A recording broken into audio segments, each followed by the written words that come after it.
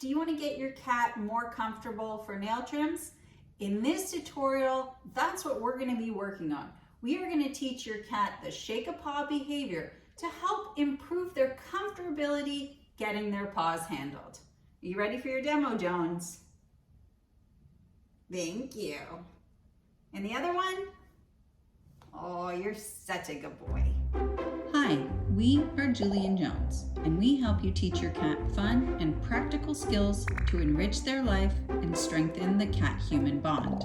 For this training, we use a lot of targets to isolate the cat's paw. Make sure you're working with something similar to what I have, like cork products, which are not slippery, because if they're slippery, it's going to affect your cat's success rate. In this first step, all you're going to do is make sure that your cat is comfortable putting 2 paws on. You can use food to guide them on, click, feed, and then reset and repeat.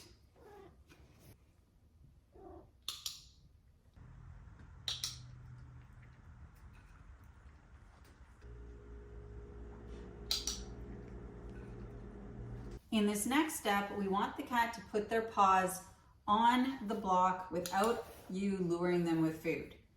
This is because we need the cat to notice the targets in the environment and offer the behaviors on their own.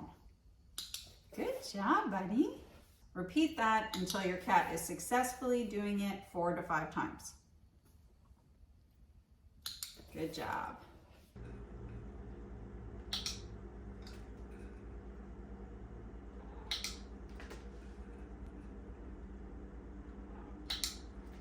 Does your cat favor a certain paw and put that paw on the block first?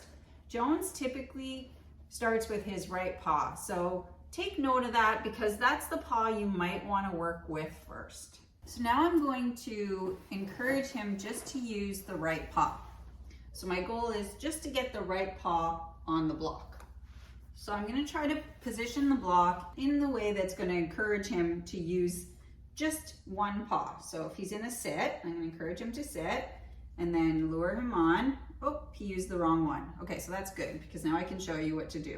If he uses the wrong one, just lure him off and feed him with the correct one on the block.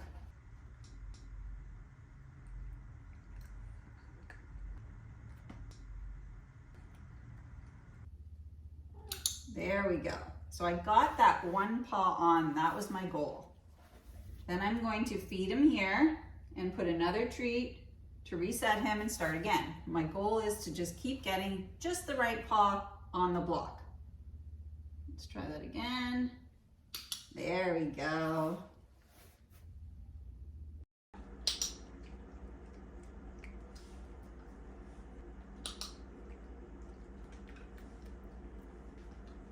So don't be afraid to try moving the block around until you get the behavior that you want.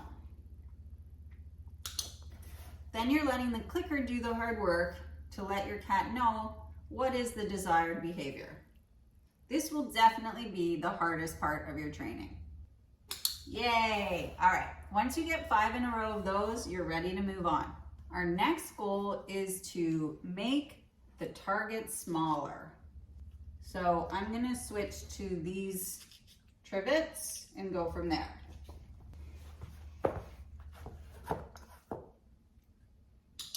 Good. Good.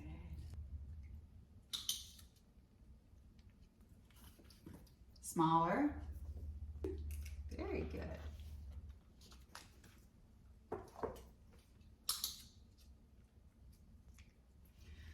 I'm always aiming for 5 in a row to make sure that he understands and that he's comfortable with this step.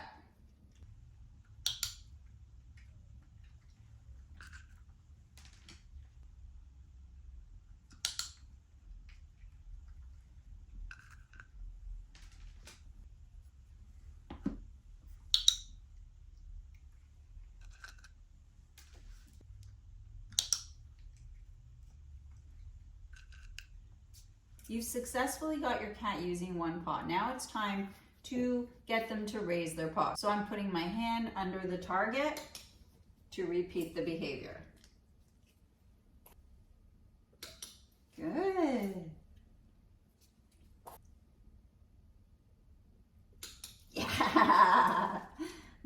work.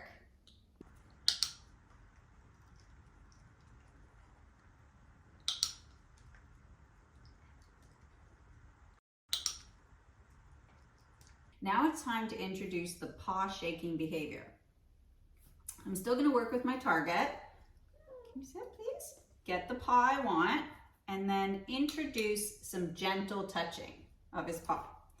This is how I'm going to get him more comfortable with me handling his paws. If your cat is pulling away, try to just do a quick, gentle touch. You don't want to click if your cat is pulling their paw away because you don't want to click that behavior. Good. Good. You can also feed your cat here while you touch their paw. That can be helpful as well because that can get them used to a bit more handling. When my hands are occupied, I make a clicking sound with my mouth. So let's try that again. Good. At this point, I'm ready to fade out the target, but notice that I keep presenting my hand to the side to encourage this correct paw. Because in the end, we're going to be presenting our hand to this side to encourage this paw and this side to encourage this paw. Good job.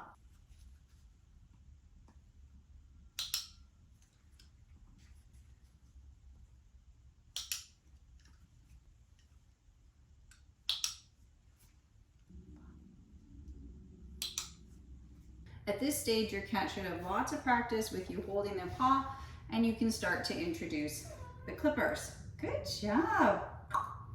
Nail trims can be hard, so obviously we're not going to expect the cat to be comfortable right away.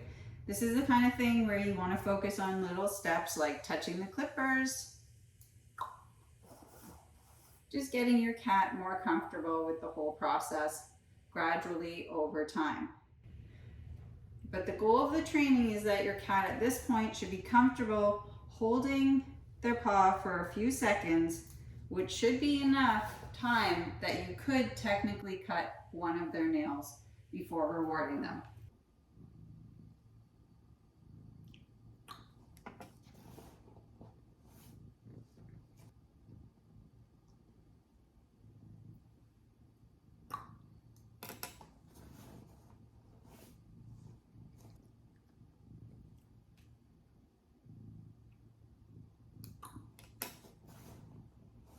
Okay, so you've gotten that one paw, your cat is getting way more comfortable with you holding it.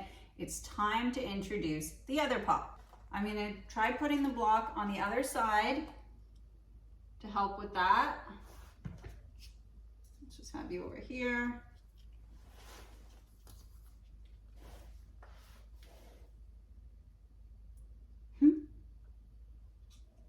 Yes, there you go, good work. Good.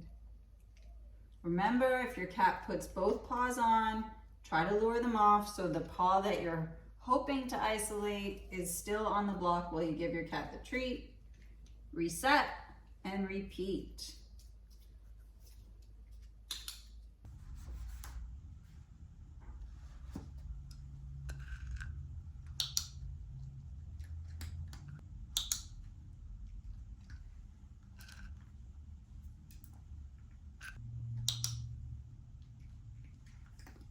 Once you've isolated the other paw, you know what to do. You're going to keep repeating the training. Yes, there you go. Isolating each of those paws can be a hard step. So I'm just going to show you another method to help you get to that point, and that is using stairs. When you're using stairs, the cat steps on one paw first, and then you're going to get the other paw. So this can be a great way to get that harder paw.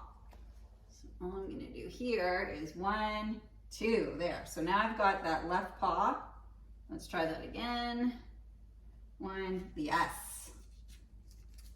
Got to use my clicker. That's why you need to use your clicker, because he doesn't know that I'm only trying to get that one paw and he put both paws on. So I'm gonna do it again with my clicker. Okay, so 1, click, there we go. And let's try and get that paw up there again. There. So now I use the clicker to communicate, I want this paw up here. And 1, you're making it hard for me today. There we go. Okay. That's a good boy. You might need to play around to get that paw, and that's okay. If you're really struggling, don't forget we have an online learning platform where you can get help from me to get to these more challenging steps.